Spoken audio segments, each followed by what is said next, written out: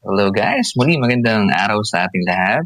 And first of all, I would like to thanks everyone for continuously following my blogs and my videos. And I hope you won't get tired of supporting me for the year 2026 and for the years to come. Muli maraming salamat. Malapit na tayo mag 1K followers. Hoping na ibigay na sa atin to before the year ends. And guys, muli maraming salamat. Okay, so for today's video, meron tayo ditong marakas na tansan or sa iba baka ibang tawag dito. So yung narinig natin yung gantong mga tunog, no? It only means na Christmas na talaga at nagsimula na ang simbang gabi. At nakakatuwa kasi nga, ito yung mga simpleng instrumento na ginamit natin noon, nagpasaya sa ating mga kabataan.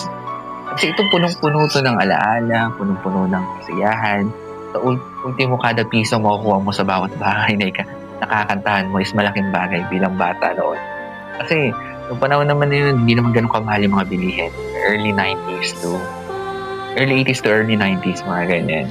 At, saka basta mga gumamit nito or something similar sa ganito. Pero pa dito yung tambol yung mga malaking lata ng gatas. Ayun yung ginagamit na tambol. Nilalagyan lang ng tela or yung lobo mismo. Tapos, hampas-hampasin mo lang siya. Magandang tunog na yun.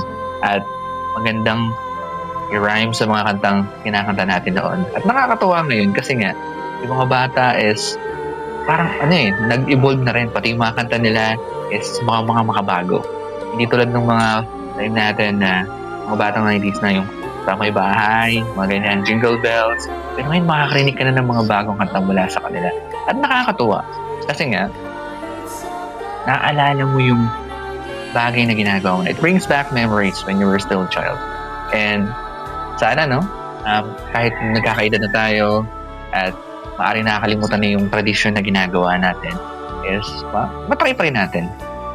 And maybe it's not for money anymore. It's for enjoyment and excitement sa buhay. Then, guys, muli maraming salamat sa patuloy niyong suporta and don't forget to like, follow, and share. And I hope I can start something new before the year ends and continue with for the year 2026. Maraming salamat!